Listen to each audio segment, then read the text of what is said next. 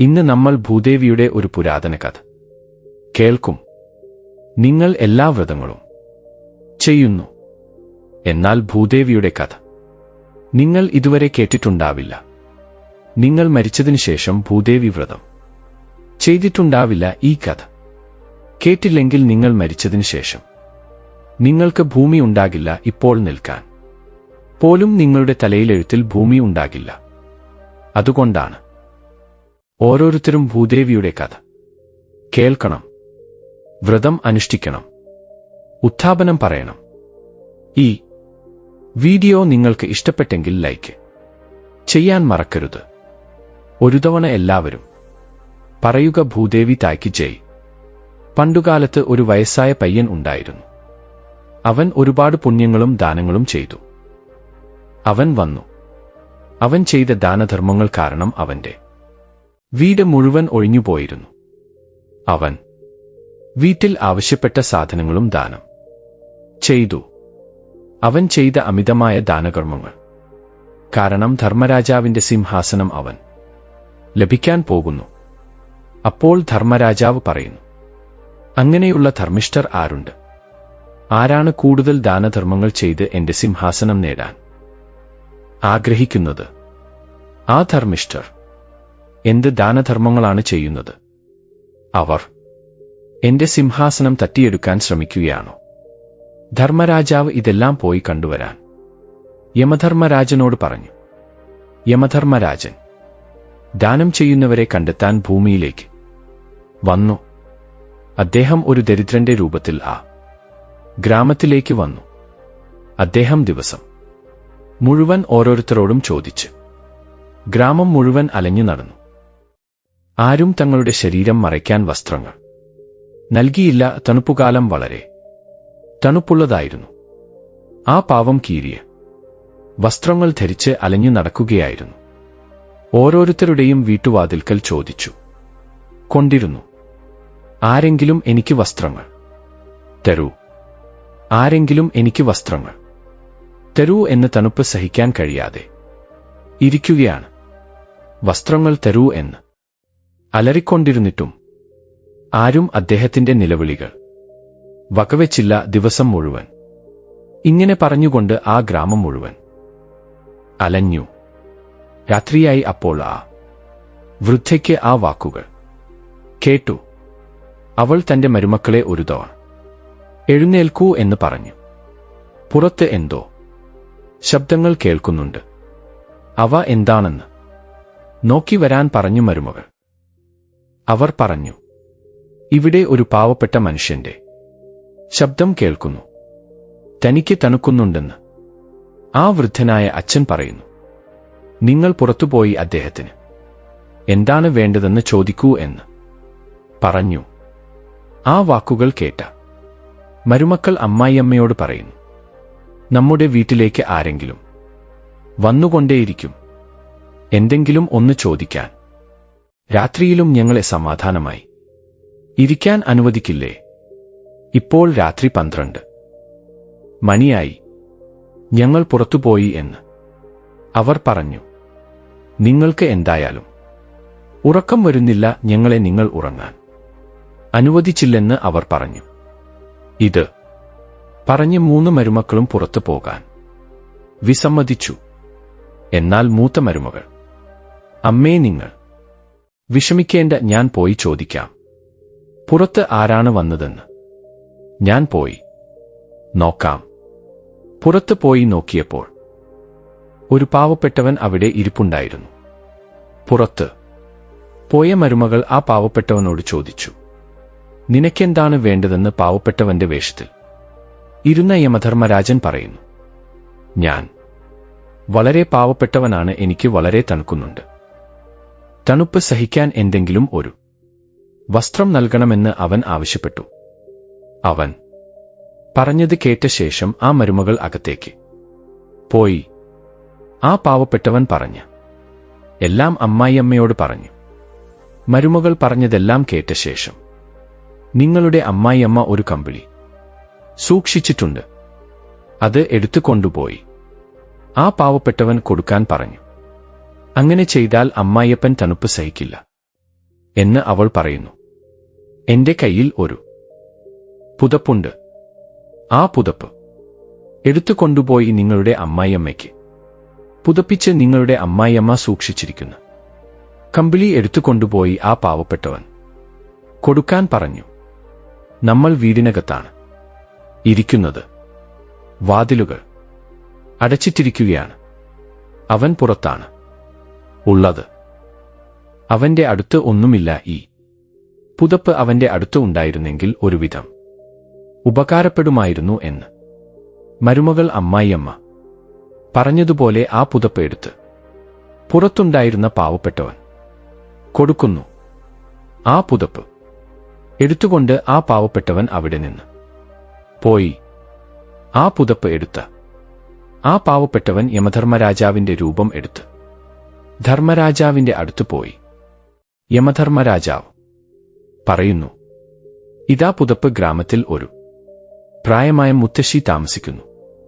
അവർ ഒരുപാട് ധർമ്മങ്ങൾ ചെയ്യുന്നു. അവരുടെ വീട്ടിൽ ഒരു പുതപ്പ് പോലും ഇല്ല. ഉണ്ടായിരുന്ന ഒരു പുതപ്പും എനിക്ക് തന്നെ തന്നു. അവർ പുതിയ പഴയ സാധനങ്ങൾ എല്ലാം ദാനം ചെയ്തു. അവരുടെ വീട്ടിൽ ദാനം ചെയ്യാൻ ഇപ്പോൾ ഒന്നുമില്ല. ആ വാക്കുകൾ എല്ലാം കേട്ട ശേഷം ധർമ്മരാജാവ് പറയുന്നു, ആ പ്രായമായ മുത്തശ്ശി തീർച്ചയായും എന്റെ സിംഹാസനം ഏറ്റെടുക്കും. ധർമ്മരാജൻ യമധർമ്മരാജനോട് പറഞ്ഞു, നീ പോയി ആ വൃദ്ധയായ മുത്തശ്ശിയെ ഉടൻ തന്നെ ഇവിടെ കൊണ്ടുവരാൻ പറഞ്ഞു. ധർമ്മരാജൻ പറഞ്ഞ വാക്കുകൾ കേട്ട് യമധർമ്മരാജൻ തന്റെ ദൂതന്മാരെ അയച്ചു. വൃദ്ധയായ മുത്തശ്ശിയെ കൊണ്ടുവരാൻ യമദൂതന്മാർ വൃദ്ധയായ മുത്തശ്ശിയെ തങ്ങളോടൊപ്പം കൂട്ടിക്കൊണ്ടുപോയി. അവിടെ ചെന്നതിനു ശേഷം വൃദ്ധയായ മുത്തശ്ശി ആദ്യത്തെ ചുവട് വെച്ചപ്പോൾ അവിടെ മുഴുവൻ വെള്ളമായിരുന്നു.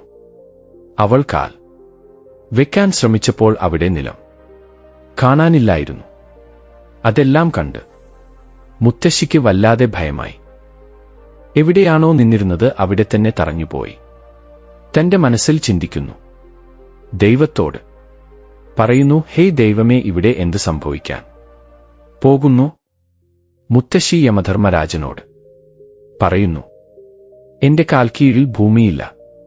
എനിക്ക് ഭൂമി വേണം. എനിക്ക് ഭൂമിയെ കൊടുക്കണമെന്ന് പറയുന്നു. ഞാൻ നിൽക്കാനും നടക്കാനും ഭൂമിയില്ലെങ്കിൽ എന്നെ എന്തിനാണ് ഇവിടെ കൊണ്ടുവന്നത്? യമധർമ്മരാജൻ പറയുന്നു, നീ ഭൂദേവിയുടെ കഥ കേട്ടില്ല. ഞാൻ നിനക്ക് എവിടെ നിന്ന് ഭൂമി കൊണ്ടുവന്ന് കൊടുക്കും? ആ വാക്കുകൾ കേട്ട് മുതല മുത്തശ്ശി ദേഷ്യത്തോടെ ഇരിക്കുന്നു. ഞാൻ നിൽക്കാനും നടക്കാനും ഭൂമിയില്ലാത്തപ്പോൾ എന്നെ എന്തിനാണ് ഇവിടെ കൊണ്ടുവന്നത്? ആർ ഭൂദേവിയുടെ കഥ കേൾക്കുന്നുവോ അവർക്ക് ഇവിടെ ഭൂമി ലഭിക്കും. അപ്പോൾ മുതലമുത്തശ്ശി വളരെ വിനയത്തോടെ ചോദിക്കുന്നു, എനിക്കതൊന്നും അറിയില്ല. യഥാർത്ഥത്തിൽ ഭൂദേവിയുടെ കഥയെന്താണ്? അത് എനിക്ക് വിശദമായി പറയൂ എന്ന് ചോദിച്ചു.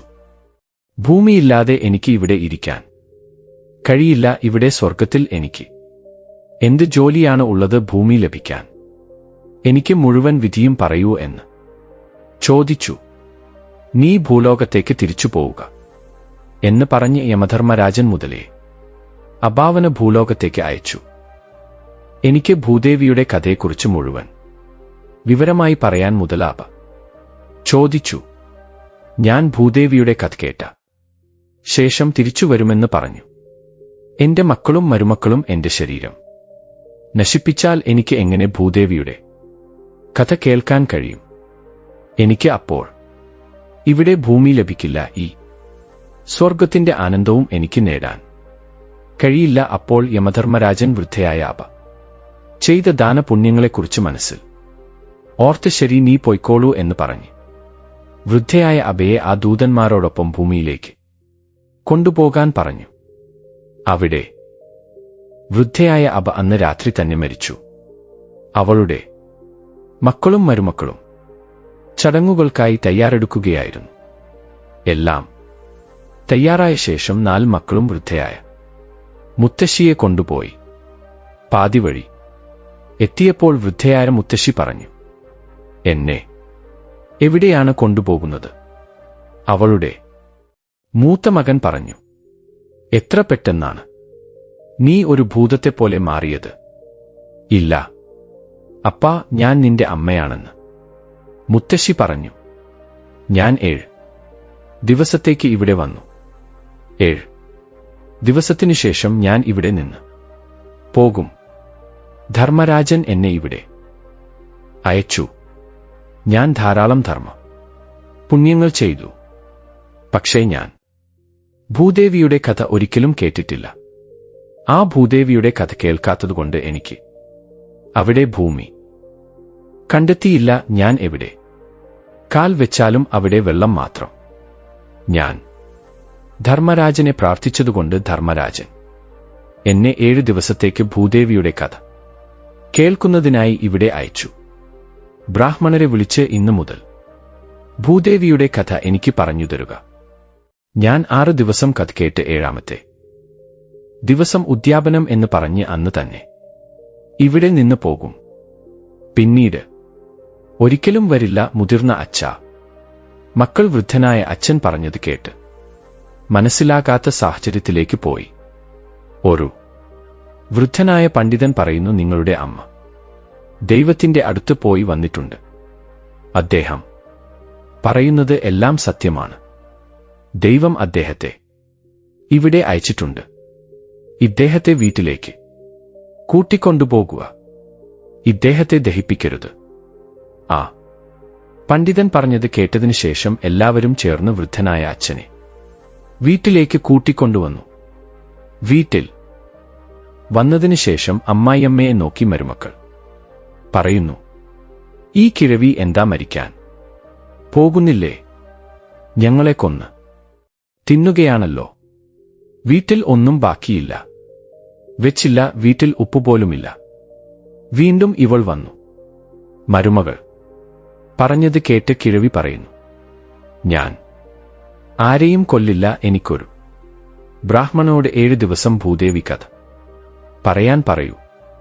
ഈ 7 ദിവസവും ഈ കഥ ഞാൻ കേൾക്കും. അതിനുശേഷം എനിക്ക് ഭൂമി ലഭിക്കും. പിന്നെ ഞാൻ ഇവിടെ നിന്ന് തിരിച്ചുപോയിക്കൊള്ളാം.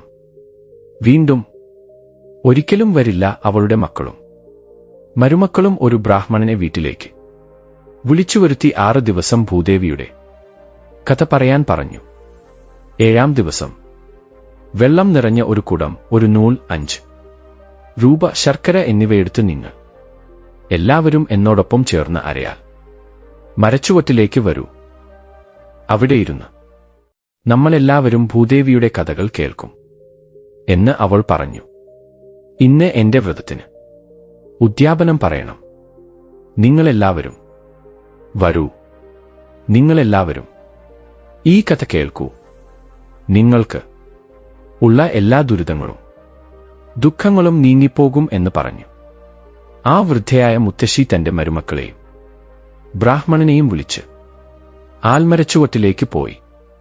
അവിടെയിരുന്ന് വൃദ്ധയായ മുത്തശ്ശിയും അവളുടെ മരുമക്കളും ബ്രാഹ്മണനും പറയുന്ന ഭൂദേവിയുടെ കഥ കേട്ടു. കഥ കേട്ട ശേഷം അവർ കൊണ്ടുപോയ നൂലും 5 രൂപ വെള്ളവും ആൽമരച്ചുവട്ടിൽ കുഴിച്ചിട്ടു. വൃദ്ധയായ മുത്തശ്ശി കൈകൾ കൂപ്പി പറയുന്നു, ഭൂമാത, ഇവ സ്വീകരിക്കുക. ഭൂമാത, ഞാൻ ചെയ്ത എല്ലാ പാപങ്ങളെയും നിന്നോടൊപ്പം ചേർക്കുക. എനിക്ക് ഭൂമി വേണം. ഞാൻ ഇനി ഒരിക്കലും ഇവിടെ വരരുത്.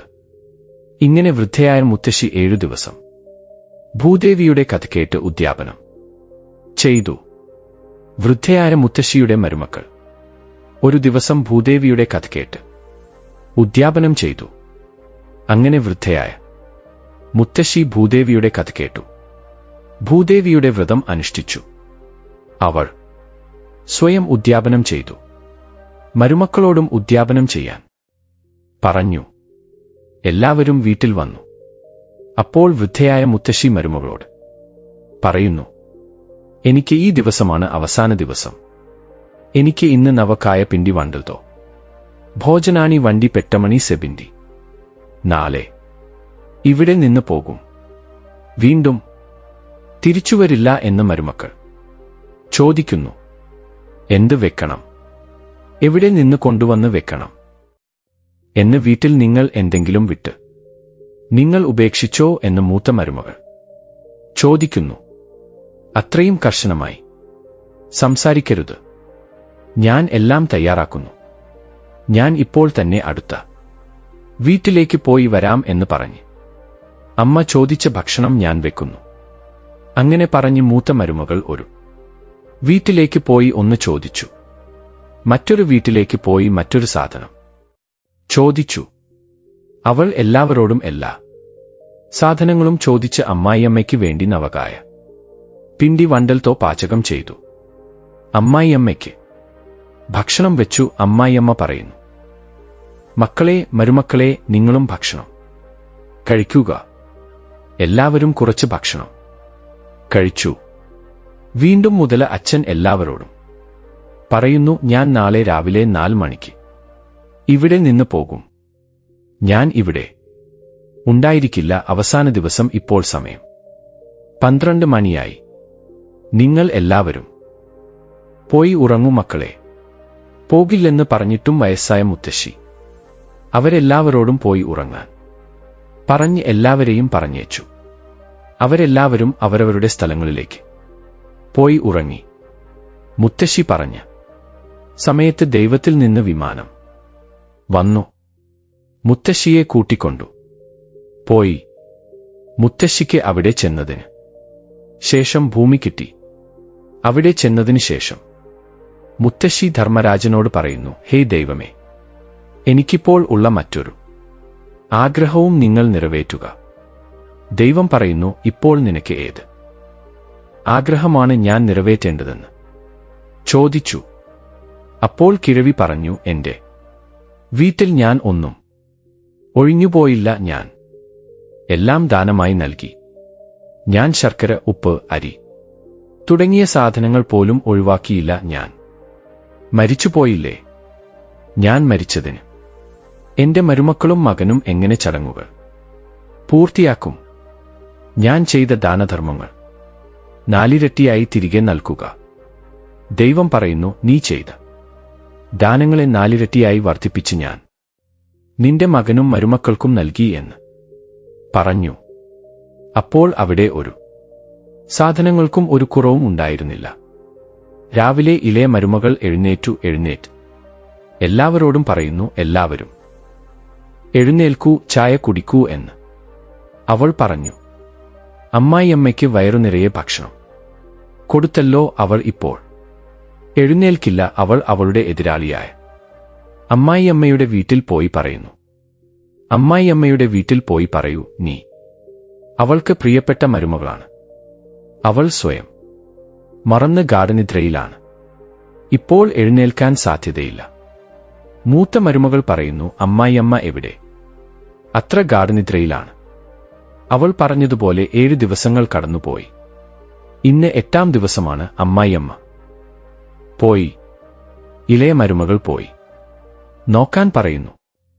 മൂത്ത മരുമകൾ പോയി നോക്കി. അവൾ ഓടി വന്ന് അവളുടെ ഭർത്താവിനോട് പറയുന്നു, നിങ്ങൾ ചായ കുടിച്ചുകൊണ്ടിരിക്കുകയാണ്. നിങ്ങളുടെ അമ്മ പോയി. അമ്മയെ നോക്കൂ. അവളെ കൊണ്ടുവന്ന് പുറത്ത് കിടത്തൂ എന്ന് അപ്പോൾ പറഞ്ഞു. ആദ്യം അച്ഛനെ കൊണ്ടുവന്ന് പുറത്ത് കിടത്തി. ഇളയ മരുമകൾ പുറത്തുവന്ന് പറയുന്നു, ഇത്രയും ദിവസങ്ങൾ നിങ്ങൾ അവൾ പറഞ്ഞത് ഞാൻ കേട്ടു. ഈ ഒരു തവണ ഞാൻ പറയുന്നത് നിങ്ങൾ കേൾക്കൂ എന്ന് അവൾ പറഞ്ഞു. ശരി, എന്താണെന്ന് ചോദിച്ചപ്പോൾ അവൾ പറയുന്നു, ഇവിടെയുള്ള കുടത്തിലെ വെള്ളം അവളുടെ മേൽ തളിക്കുക. കുളിക്കുന്ന ചടങ്ങുകളൊന്നും വെക്കരുത്. നിങ്ങൾ കരഞ്ഞാൽ അവൾ വീണ്ടും തിരിച്ചുവരും. അവളുടെ മേൽ വെള്ളം തളിച്ച് അവളെ കൊണ്ടുപോകുക. നിങ്ങൾ വന്നാൽ മതി. 5ാമതൊരാളുടെ ആവശ്യവും ഇവിടെയില്ല. ഇവിടെ നിന്ന് വേഗം കൊണ്ടുപോകുക. അവളെ എരിച്ചുകളയുക. അപ്പോൾ 4 സഹോദരന്മാരും സംസാരിച്ചു. നമ്മൾ ഇതിനു മുൻപും എല്ലാവരെയും വിളിച്ച് അവമാനപ്പെട്ടു. ഇപ്പോൾ ഒട്ടും താമസിക്കാതെ ഇവർ പറഞ്ഞത് കേൾക്കാം. അങ്ങനെ ആലോചിച്ച് 4 സഹോദരന്മാരും മുതല അച്ഛനെ വിളിച്ചുകൊണ്ട് ശ്മശാനത്തിലേക്ക് പോയി. കൊണ്ടിരുന്നു. അതേസമയം വഴിയിൽ ഉണ്ടായിരുന്ന റാവുജുവുമായി ചില സ്ത്രീകൾ കഥ കേട്ടുകൊണ്ടിരുന്നു. മുതല അച്ഛന്റെ മക്കൾ ആ ഭാഗത്തേക്ക് പോകുന്നത് കണ്ട് അവർക്ക് മനസ്സിലായി. ആ സ്ത്രീകൾ പരസ്പരം സംസാരിച്ചു. ഇത് పరమపవిత్రమాయ వైశాఖ మాసం శనిపోయింది. ఆమె కోడలు భజన కూడిచేసి ఉండమనము. అందరం అక్కడికి వెళ్లి భజన చేతము. కొంతసేపు రామనామ జపిత్తము. వారందరూ కూడా మోసలి అవ ఇంటికి వెళ్లి భజన చేయడం ప్రారంభించారు. అసలు అప్పా కొడుకులు మోసలి అప్పకి దహన సంస్కార చేసా. ఇప్పుడు వారు ఇంటి వైపు వారు వస్తూ ఉండడం సూచి భజన చేస ఆడవారు మోసలి అప్పా కోడలు ఓగ సెప్పున్నారు. ఇక్కడ ఓక్కుండని తీసుకొని వచ్చి పెట్టమని చెప్పారు కోడలు. ఆండున్నారు. అక్కడ దహన సంస్కారాలు పూర్తి చేసుకొని మోసలి అప్పా కొడుకులు ఇంటికి వచ్చిన దర్వాదే మేము కొండి అక్కడ పెట్టము అని చెప్పారు. భజన చేసేవారు ఆండనారు. ఇదికో అందరూ వచ్చేశారు, మీరు కొండను తీసుకొని వచ్చి పెట్టండి అని చెప్పారు. అక్కడ కొండని తీసుకొని వచ్చి పెట్టారు. భజన చేస ఆడవాళ్ళు చాలా సేపు భజనలు చేశారు. భజనలు చేసిన తర్వాతే ఎవరు ఇంటికి వారు వెళ్ళిపోయారు. അങ്ങു അമർന്നിരുന്ന മുതിർന്നവരുടെ മക്കൾ ഒരാൾ നോക്കിക്കൊണ്ടിരുന്നു. ഇപ്പോൾ എന്തു ചെയ്യണം, എന്തു ചെയ്യരുത്, വന്നവർക്ക് എങ്ങനെ ചായ കൊടുക്കും, വന്നവരെ എങ്ങനെ സൽക്കരിക്കും. അമ്മ പോയി വീട്ടിൽ ഒന്നും അവശേഷിപ്പിക്കാതെ പോയി. അയൽക്കാരും എതിർ വീട്ടുകാരും പോലും സംസാരിച്ചുകൊണ്ടിരുന്നു. നമ്മളെല്ലാവരും ചേർന്ന് ഇന്ന് മുതിർന്നവരുടെ വീട്ടിൽ ഉള്ളവർക്ക് ഭക്ഷണം നൽകാം. ഇന്ന് നമ്മൾ അവരെ നോക്കുകയാണെങ്കിൽ നാളെ മുതൽ അവർ അവരുടെ ജോലികൾ നോക്കിക്കോളും. അവരിൽ ഒരു സ്ത്രീ പറയുന്നു, ഇന്ന് ഞാൻ അവരുടെ വീട്ടിൽ പോയി അവർക്ക് ചായ നൽകി. അവർക്കാവശ്യമുള്ളതെല്ലാം ഞാൻ ശ്രദ്ധിക്കുമെന്ന് പറഞ്ഞു. അവൾ വീട്ടിൽ ചായ ഉണ്ടാക്കി വൃദ്ധന്റെ വീട്ടിലേക്ക് പോയി. വൃദ്ധന്റെ മൂത്ത മരുമകൾ വീട്ടിലുള്ളവരെല്ലാം വിഷമിച്ചിരിക്കുന്നത് കണ്ട് വീടിനകത്തേക്ക് പോയി. അവൾ വൃദ്ധന്റെ മുറിയിലേക്ക് പോയി അവളുടെ പെട്ടി തുറന്നു. ആ പെട്ടി മുഴുവൻ പണക്കെട്ടുകളാൽ നിറഞ്ഞിരുന്നു. അടുക്കളയിലേക്ക് പോയപ്പോൾ എല്ലാ സാധനങ്ങളും നിറഞ്ഞിരുന്നു. അടുക്കള മുഴുവൻ സാധനങ്ങളാൽ നിറഞ്ഞിരുന്നു. അത് കണ്ട മൂത്ത മരുമകൾ വളരെ സന്തോഷിച്ചു. അവൾ ആലോചിക്കുന്നു, അമ്മ തന്റെ മക്കൾ നന്നായി ഇരിക്കാൻ വേണ്ടി പല ധർമ്മങ്ങളും പുണ്യങ്ങളും ചെയ്തു. അവൾ വളരെ സന്തോഷത്തോടെ പുറത്തുവന്ന് തന്റെ ഭർത്താവിനോട് പറയുന്നു, നിങ്ങൾ ഒരു തവണ അകത്തേക്ക് വരൂ എന്ന് മുതല മുത്തശ്ശിയുടെ മകൻ പറയുന്നു. ഇപ്പോഴല്ലേ അന്ത്യ കർമ്മങ്ങൾ കഴിഞ്ഞു വന്നത്, ആരുടെ വീട്ടിൽ പോകണം എന്ന് ചോദിച്ച് കൊണ്ടുവരണം. കുറച്ചുനേരം ഇങ്ങനെ ശാന്തമായി ഇരിക്കാൻ അവർക്ക് ഭക്ഷണം നൽകാം.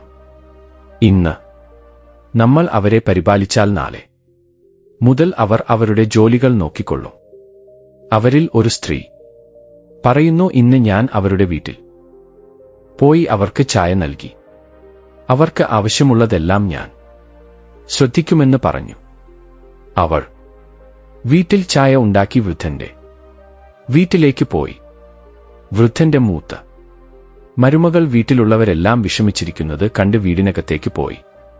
അവൾ വൃദ്ധന്റെ മുറിയിലേക്ക് പോയി അവളുടെ പെട്ടി തുറന്നു. ആ പെട്ടി മുഴുവൻ പണക്കെട്ടുകൾ കൊണ്ട് നിറഞ്ഞിരുന്നു. അടുക്കളയിലേക്ക് പോയപ്പോൾ എല്ലാ സാധനങ്ങളും നിറഞ്ഞിരുന്നു. അടുക്കള മുഴുവൻ സാധനങ്ങളാൽ നിറഞ്ഞിരുന്നു. അത് കണ്ട മൂത്ത മരുമകൾ വളരെ സന്തോഷിച്ചു. അവൾ ചിന്തിക്കുന്നു, അമ്മ തന്റെ മക്കൾ നന്നായി ഇരിക്കാൻ വേണ്ടി പല ധർമ്മങ്ങളും പുണ്യങ്ങളും ചെയ്തു. അവൾ വളരെ സന്തോഷത്തോടെ പുറത്തുവന്ന് തന്റെ ഭർത്താവിനോട് പറയുന്നു, നിങ്ങൾ ഒരു തവണ അകത്തേക്ക് വരൂ എന്ന് മുതല മുത്തശ്ശിയുടെ മകൻ പറയുന്നു. ഇപ്പോഴല്ലേ അന്ത്യകർമ്മങ്ങൾ കഴിഞ്ഞു വന്നത്, ആരുടെ വീട്ടിലേക്ക് പോകണം എന്ന് ചോദിക്കണം. കുറച്ചുനേരം ഇങ്ങനെ ശാന്തമായി ഇരിക്കാൻ അനുവദിക്കൂ എന്ന് പറഞ്ഞു. മരുമകൾ പറയുന്നു, നിങ്ങൾ ഒരു തവണ അകത്തേക്ക് വരൂ, നിങ്ങൾ പുറത്തു പോകേണ്ട ആവശ്യമില്ല. മുതല മുത്തശ്ശിയുടെ മകൻ അകത്തേക്ക് പോയി. ഭാര്യ പറഞ്ഞതുപോലെ ആ പെട്ടി തുറന്നു നോക്കി. അവൻ അമ്മയുടെ പെട്ടി നോട്ട് കെട്ടുകൾ കൊണ്ട് നിറഞ്ഞിരുന്നു. മരുമകൾ പറഞ്ഞു, വരൂ, ഇപ്പോൾ അടുക്കളയിലേക്ക് വരൂ എന്ന് പറഞ്ഞു. അടുക്കളയിലേക്ക് പോയപ്പോൾ അടുക്കള മുഴുവൻ എല്ലാ സാധനങ്ങളും സാമഗ്രികളും കൊണ്ട് നിറഞ്ഞിരുന്നു. അവയെല്ലാം കണ്ടതിന് ശേഷം മുതല മുത്തശ്ശിയുടെ മകൻ പറയുന്നു, അമ്മ നമുക്ക് ഒരുപാട് പണം തന്നിട്ട് പോയി. പുറത്ത് വന്ന് ഇരുന്നു. കുറച്ചു നേരം കഴിഞ്ഞ് വലിയ മരുമകൾ മറ്റു മരുമകളോട് പറയുന്നു, വരൂ, പോയി അടുപ്പ് കത്തിക്കൂ, ചായ ഉണ്ടാക്കൂ, റൊട്ടികൾ ഉണ്ടാക്കൂ, ചോറ് ഉണ്ടാക്കൂ, കറികൾ ഉണ്ടാക്കൂ. നമ്മുടെ വീട്ടിൽ ഇപ്പോൾ എല്ലാ സാധനങ്ങളും ഉണ്ട്. നിങ്ങൾ അകത്ത് പോയി എല്ലാം തയ്യാറാക്കൂ എന്ന് പറഞ്ഞു. മരുമകൾ എല്ലാവരും അവരവരുടെ മുറിയിലേക്ക് പോയി. അവർ അവരുടെ മുറിയിൽ നോക്കിയപ്പോൾ മൂത്ത മരുമകളുടെ മുറിയിൽ ധാരാളം പണമുണ്ടായിരുന്നു. ബാക്കിയുള്ള 2 മരുമക്കൾക്കും കുറച്ച് പണം ലഭിച്ചു.